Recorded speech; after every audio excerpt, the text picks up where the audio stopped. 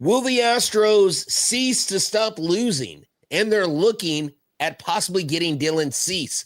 Has Yiner figured it out? I like what I see. Let's talk about it right now.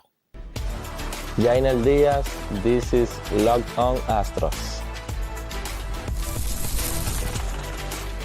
Hello and welcome to Locked On Astros, your daily Astros podcast. Here are your hosts, Eric the Man Huysman and Brett H-Town Wheelhouse Chancey.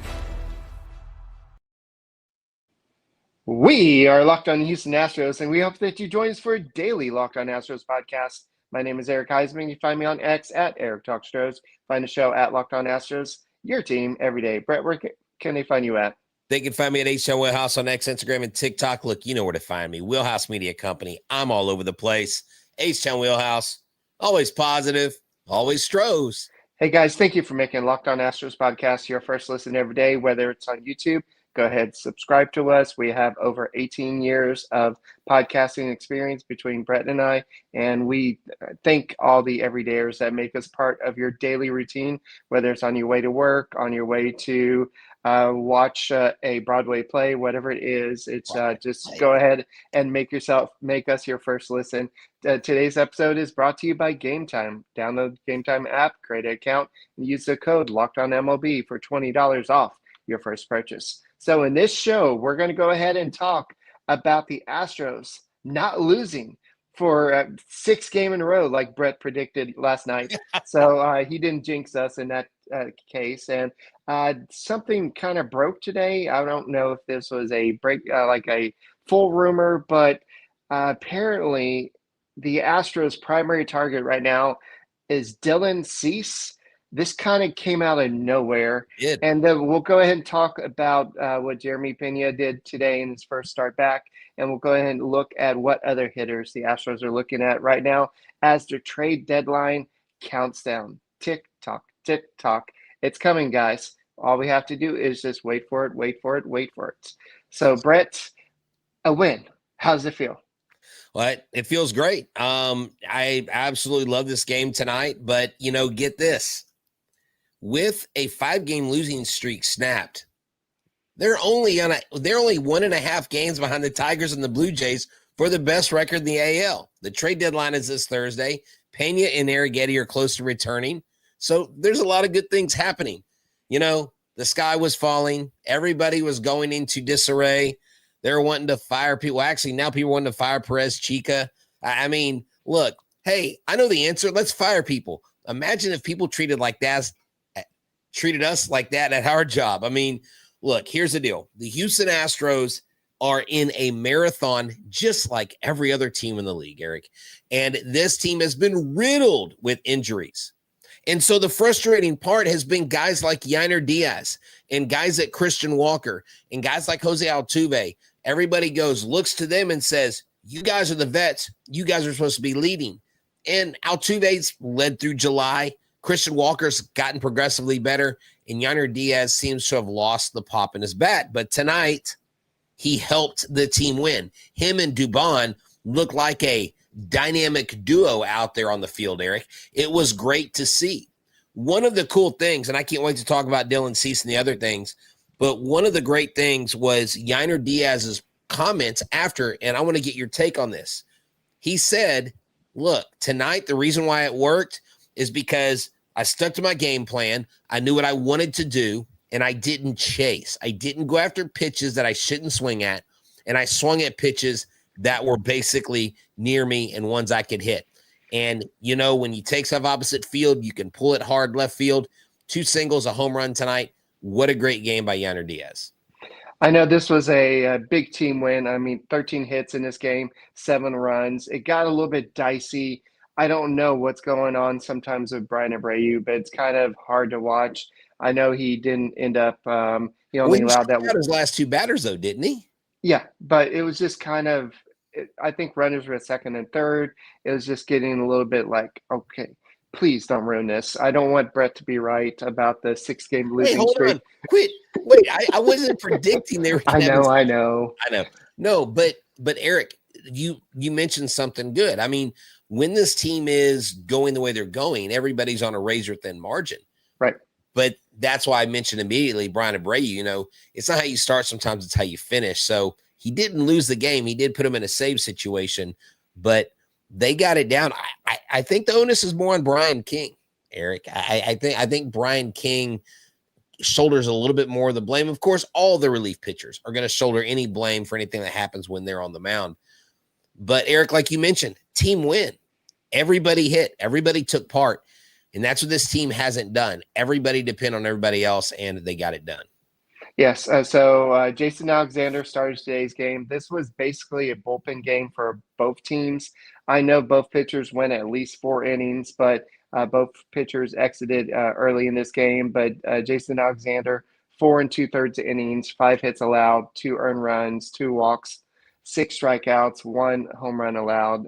So it was good enough to get the job done. Then you had Souza come in, then Keene, then Abreu, then Hader. And you were hoping maybe the Astros would have scored some more runs so you didn't have to bring in the back end of the bullpen, kind of saved some of those arms for another day. But you got the win. And at this point, Joe Espada was going to go out there and do whatever it took to kind of get that chip off the shoulder, because as a manager, you don't want to bring in the wrong person at the wrong time that leads to a situation where you're going to extend this to a 6-game losing streak when you're winning.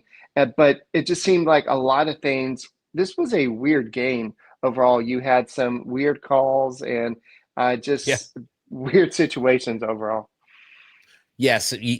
Yeah, the little base running snafu that happened, the call was reversed. They tried to say that Yainer Diaz was out, but he had not been tagged before he got back to second base. But, dude, Yainer Diaz and Dubon, talking about the dynamic duo, Dubon 3 for 3 with a walk on base all 4 times. Yainer Diaz 3 for 4 tonight with an RBI. They scored 3 runs combined. And then you had Christian Walker, 2 runs, 2 hits, 2 RBI, 2 for 4 tonight. So those guys got in the mix. Now, Jacob Melton and Trammell were the only 2 that didn't get a hit, but Trammell got a walk, he got an RBI, and he scored a run, so he did contribute. Like I said, top to bottom, this team did it. You mentioned all the hits in the beginning, 13 hits, 7 runs, and they did it against a club that has a really bad bullpen, and last night they didn't do that. So they come out. If they win tomorrow, they win the series. They may not have a winning homestand, but they will have won the series before they leave town and head to Boston to face their old friend, Alex Bregman. All right, I want to preface it. This is 11:30 Eastern Time, 10:30 Central Time. As of right now, the Rangers are currently losing. The Mariners are currently losing. If that stands, the Astros will gain a game back on those 2 teams. So this could be a big win for the Astros, and this could be. I know this is 2 games in a row that the Astros scored first, so I think it's baby steps to getting back to who the Astros are. The pitching has been a big staple to their season. We'll talk about in a second a big name that the Astros could potentially add, but one player that the opposing team could be asking for could be that guy that just hit a home run. So the question is, how much is too much to ask for?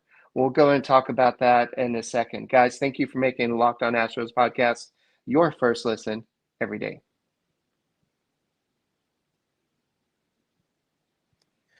So this episode is brought to you by GameTime. GameTime is America's #1 place to get all tickets, no matter what you're going to, whether it's the movies, not the movies, whether it's a show, whether it's a comedy show, games, it doesn't matter. Use the code LOCKEDONMovie for $20 off your first purchase. Terms do apply. Look, I can tell you this.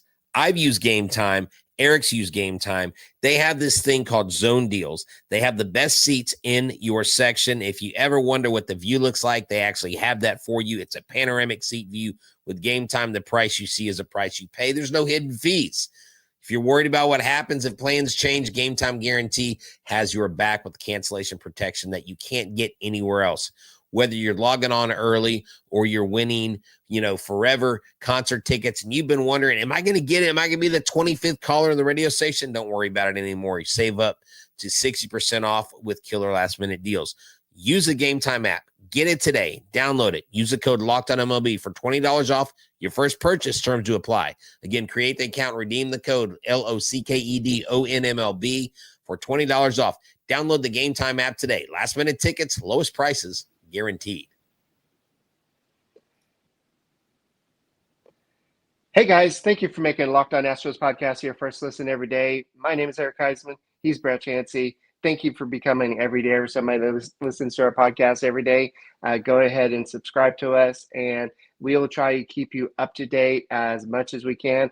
I did, Brett, try to keep y'all up to date in the subway car, but it was way too loud, and Brett said no, nobody can hear you. So I did re-record it in a restaurant later. But guys, whatever happens over the next 24 to 48 hours, we'll keep you up to date. But one of the big things that we're going to talk about in this segment is Dylan Cease. And this was kind of a name that I've heard other teams going after. But when I heard the Astros potentially going after him, this was kind of a big surprise. But I don't think the Astros have the prospects to go get him. But we'll talk about what Channel Rome said in a second. But I want to read this John Morosi post first. Heard tonight that if the Padres trade a prominent pitcher like Dylan Cease or Robert Suarez, their preference is to acquire an MLB left fielder. We're not trading Altuve, and or catcher in return, as opposed to prospects. Ooh.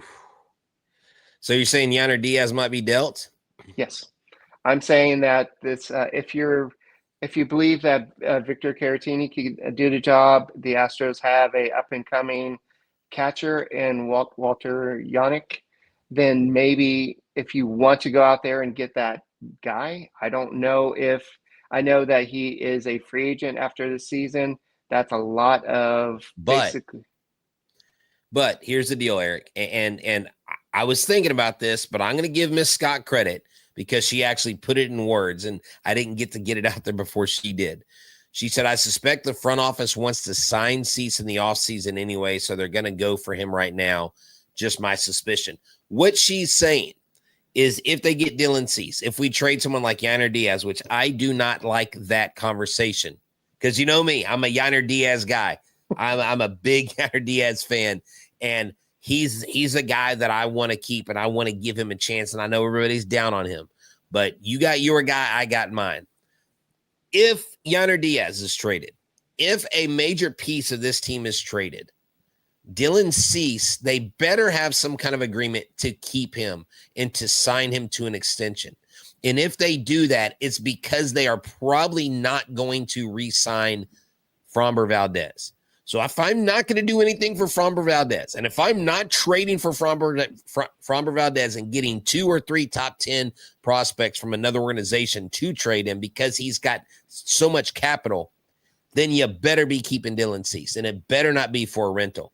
Don't give away my major league catcher if you're not going to keep this guy around. If Cease is an Astro for 4 years to come, then yes, I'll take my chances with Cesar Salazar, Victor Caratini, and whoever else comes up behind him.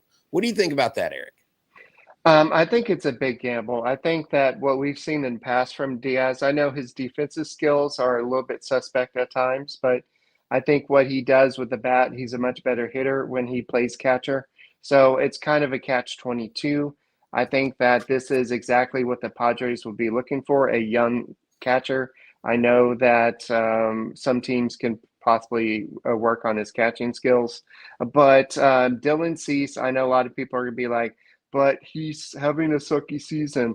He's terrible. He's the Padres' worst pitcher. I saw that all day with my little short I did. But he still has 11.6 strikeouts per 9 innings pitched this year. That leads the baseball, I believe, with starting pitchers. At least it's bolded. So I think that means that, he's leading the National League. I think that's what that means. But overall, with the season, he's got a 1.335 whip. Then he has 153 strikeouts and 118 innings pitched. His his FIP is 3.64, meaning that his ERA is a little bit higher at 4.79. I saw another stat. I can't see it on this site I'm on right now, but his expected ERA is much lower than his actual ERA. So I think that he's had a lot of bad luck, a lot of situations where the Padres weren't scoring enough runs, and maybe just a change of scenery. We've seen the Astros bring back Charlie Morton and some of these other guys basically to become big time pitchers for the Astros. So, this year he is 3-10. So you're not hanging your hat on what he's doing in 25, right? You're hanging your hat on 22, 21. 24 wasn't horrible either, Eric. So this guy, he's been in the Cy Young race, he's been in the MVP race. He's gotten considerations overall 60 and 56. Eric, I like his strikeouts per nine, almost 1,200 strikeouts to his credit, 1,169. Look, Dylan Cease right now is 29 years old, and Framber Valdez is 32, right? Mm-hmm. So you're getting a pitcher that's 3 years younger. You're getting a pitcher that, if we can reclamate guys like Charlie Morton, even guys now, take a Brennan Walter, make him into somebody, we can do these things, Eric. Then, look, I say, why not? I don't know. This comes out of left field. I still would like them to go get Brendan Donovan, Willie Castro. They need some infielders. They need some help. What you have now, you can deal with what you have now. Melton, Smith, Myers, Altuve in the outfield, Dubon. You can deal with that outfield. The infield needs help. So if they're going to go get a Cease, they better have an answer for third base. They better have an answer, because it's not Shea Whitcomb. It's not any of these other guys. It is somebody to come in and play third base. Yandy Diaz is an interesting name to throw out there. You know what I'm saying? So there are some guys they can go out and look for. Like you said, how much capital do they have? How much room do they have to play with when it comes to this roster? And will some of the pitchers coming back from injury, will they, I guess they won't have anything done because it'll be after the trade deadline, because it's Thursday. Dude, Dana Brown, I do not want to be this guy the next 48 hours. Yes. So Cease has his prorated $13.75 million of his contract. If the Astros do trade for him, that would definitely put them over the luxury tax threshold. So Jim Crane has to just go ahead and make that decision. Yes, we'll go ahead and go over the threshold. We'll go ahead and pay the tax. But they could also trade somebody, like maybe a Chas McCormick. I don't know if anybody will take him, but I just don't see how much trade value somebody like Chas McCormick has at this point of his career. But I think what they're doing here, Brett, correct me if I'm wrong, but we heard him tell Bob Nightingale or somebody, it was Jim Bowden. He said that he wants to get a number 3 for the playoffs. And that's what Dylan Cease would be. Put him behind Hunter Brown, Framber Valdez. Just imagine that. Any team that faces the Astros in the playoffs, you would hate. If Dylan Cease comes over here and becomes that guy that we've seen in the past, this will be a win-win for the Astros, and this will make them just one of the better pitched teams in the playoffs. And just imagine Spencer Arrighetti coming in behind him as a number 4 when he starts back out.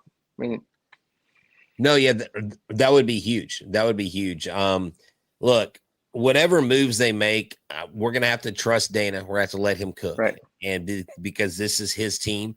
I do know that and confirmed it last night, was actually on a Spaces with Bonda. Some of the same things I'm hearing and some of the same things he's hearing about, Crane is giving them the blessing to go over the tax threshold. So that's a good thing. And actually, Eric, they have actually checked on Carlos Correa. Believe it or not, they have asked about him. Now, I don't know where they are with that, and they have called in on Nolan Arenado. They are interested in Brendan Donovan. They are showing their interest on a lot of people right now. So to use the phrase, Daniel Brown needs to start calling people, you simply just don't know ball. But I mean, Eric, they could do a very Jim Crane thing and make a deal last minute that we don't see coming. This Dylan Cease thing popped up. What else is brewing that we don't see? Yeah, we'll go ahead and talk about this on the Locked On Astros podcast. Thank you for making us your first listen. That's right. This episode is brought to you by 5 Hour Energy. Use the code LOCKEDONGOLF to receive 20% off your order. Let me tell you about 5 Hour Energy Transfusion. It brings a bold grape, ginger, and lime flavor of your favorite sport golf drink, minus the alcohol, into a quick, energizing shot. Whether you're sinking birdies or just making memories with friends, this one is all in one with your energy game. That's right. Let's be honest. Some days on the course, or whether you're off the course, you just need that extra boost to stay sharp and energized. I remember back in the day, my dad and I were at Battleground Golf Course in San Jacinto, and I hit my first birdie. That's right. Yeah, it may be a it may be a par 3 course, but I hit my first birdie, and I was pumped. Imagine if I had that 5 Hour Energy. I probably could have hit 5 of them.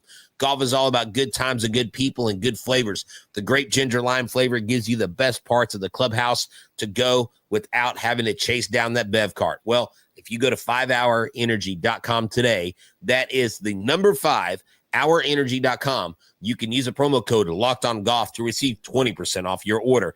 This offer is only valid until September 30th on one order and cannot be used on other promotions. The code is not good on subscription orders. Whether you're meeting up with friends or trying to turn 18 into 36, get the energizing boost you need in the power through this. Order transfusion flavored 5 Hour Energy shots today. Go get it right now.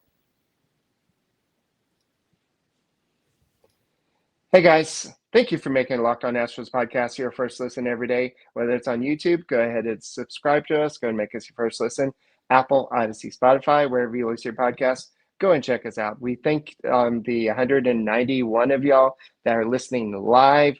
We were just talking about Dylan Cease. And if you go ahead and trade for Dylan Cease, who knows what it's going to cost you? Is it going to cost you somebody like Yainer Diaz? Is it going to cost you somebody like Bryce Matthews? Is it going to cost you somebody else, Spencer Arrighetti? What is it going to cost you to get this deal done? Here's the problem with them demanding a starting MLB catcher. It's a rental. You're getting him for 2 or 3 months. Who wants to trade? It's the market. The market decides. So if you have a team, if the Yankees are willing to give up a starting catcher. I know, Eric, I didn't expect you to give me logic, but I'm just asking because that's what a lot of Astros fans will be asking, or just fans in general, right? So this is an interesting thing to ponder. This is what Ryan says. Ryan asks, does anyone think Cease means the front office has low expectations of Javier, Arrighetti, and Garcia? Absolutely not. No. But I have a question. What do you expect out of these guys? I think Arrighetti, out of the 3, has the highest ceiling this season because his issue was not Tommy John. He wasn't out for multiple months, like they were a whole season, and it wasn't an elbow thing. It was a freak injury. He will be fine. The other 2 guys, how will they react? Garcia looks to be throwing good. Javier looks to be throwing good. But at the end of the day, the Astros will do what I think makes sense for the Astros. They know what they have. They know what they need. And they're going, dude, the AL is wide open. I just talked about it earlier, Eric. They just got through having a 5-game losing streak, and they're only a game and a half out of the first 2 spots in the AL. Any other year, you're putting yourself 6 games in the hole. Yeah. So I just watched this show called Beast Games. It's basically where you know who Mr. Beast is, but they basically get to bribe each other, and they get to call each other and say, hey, let's go ahead and pit each other against this other person. Let's go and vote them off. But that's what basically other teams are trying to do. They're trying to get other teams not to trade them. So they're trying to either put smoke screens out there or just do whatever it takes. That when I say the market, that's what I mean. I keep on referencing that Craig Biggio card I have behind my desk. That Biggio card is only worth how much somebody will pay for it.